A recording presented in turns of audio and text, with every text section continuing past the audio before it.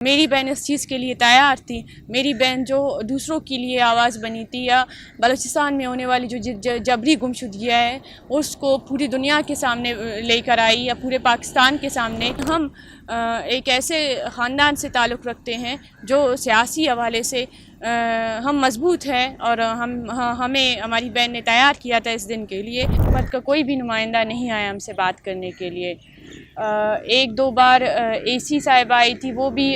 ایک بار آئی تھی جب کورٹ نے آرڈر دیا تھا۔ یہاں کے جو تاجر برادری ہے یا پیٹرول پمپ والے ہیں، انہوں نے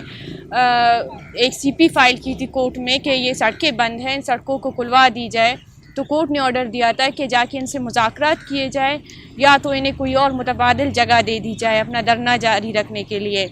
تو اس کے بعد اے سی آئی تھی، اور اے سی سے جب ہم نے بات کی، ہم نے انہیں اپنے مذاکرات ریٹرن فارم میں لکھ کے دے دیے کہ ہمارے مذاکرات ہیں، آپ جائیں اپنی حکومت کے پاس لے کر جائیں۔ اگر وہ آ کے ہم سے بات چیت کریں گے تو ہم دوسرے دن ہی اسلام آباد سے اٹھ کر چلے جائیں گے۔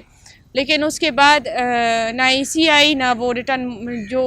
فارم میں ہم مذاکرات لکھ کے ہم نے انہیں دیے تھے، ان کے بعد وہ نہیں آئی، نہ ان کا کوئی جواب آیا۔ اور ہمارے جو مطالبات تھے، دو مطالبات تھے، ان میں سے پہلا میری بہن ڈاکٹر مارنگ بلوچ اور ان کی ساتھیوں کی رہائی تھی، جنہیں بے بنیاد ایف آئی آر کے تحت گرفتار کیا گیا۔ پہلے ایم پی او کے تحت انہیں 3 مہینے 15 دن گرفتار کیا گیا، پھر انہیں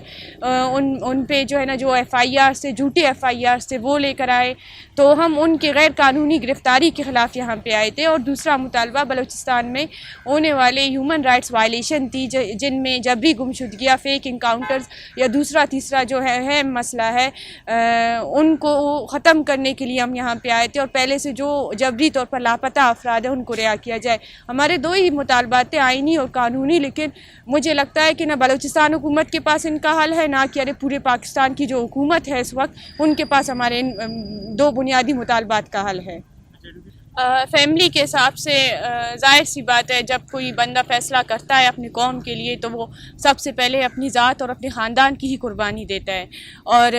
میری بہن اس چیز کے لیے تیار تھی۔ میری بہن جو دوسروں کے لیے آواز بنی تھی، یا بلوچستان میں ہونے والی جو جبری گمشدگیاں ہے اس کو پوری دنیا کے سامنے لے کر آئی، یا پورے پاکستان کے سامنے، کہ پاکستان کے جو ریاستی ادارے ہیں وہ بلوچستان میں کیا کر رہے ہیں، وہ کس طرح بلوچوں کی نسل کشی کر رہے ہیں، وہ کس طرح بلوچستان میں جبری گمشدگیوں میں ملوث ہے۔ تو ان کی یہ جو پرامن آواز تھی، اس آواز کو برداشت نہیں کر سکی ریاست، اور انہیں گرفتار کیا گیا۔ ہم فیملی کے لحاظ سے اسٹرگل کر رہے ہیں، اور بہت زیادہ اسٹرگل کر رہے ہیں، لیکن ہم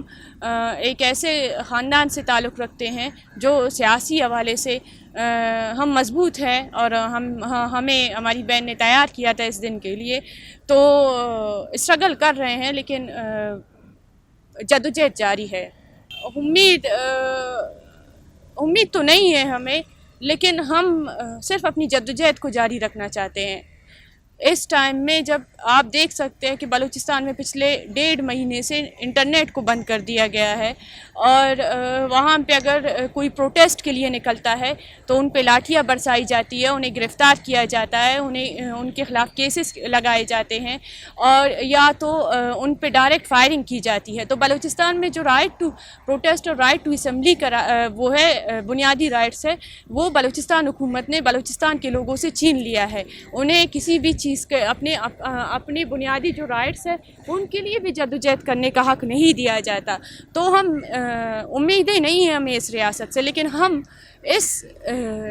آپ کہہ سکتے ہیں کہ اس نظام کے تحت، اس ضبط کے نظام کے تحت، بس ہم پاکستانی عوام کو اور اپنے لوگوں کو کہنا چاہتے ہیں کہ ہم تکے نہیں ہیں، ہم ڈرے نہیں ہیں، اور اگر بلوچستان میں ہمیں احتجاج کرنے کی اجازت نہیں دی جاتی، اگر بلوچستان میں ہم دھرنا ریکارڈ نہیں کر سکتے اپنے لوگوں کے لیے، تو ہم پاکستان کے کسی اور شہر میں جا کر احتجاج ریکارڈ کرائیں گے، اور پاکستان کی عوام کو اور لوگوں کو بتائیں گے کہ پاکستان بلوچستان کے اندر کیا کر رہی ہے۔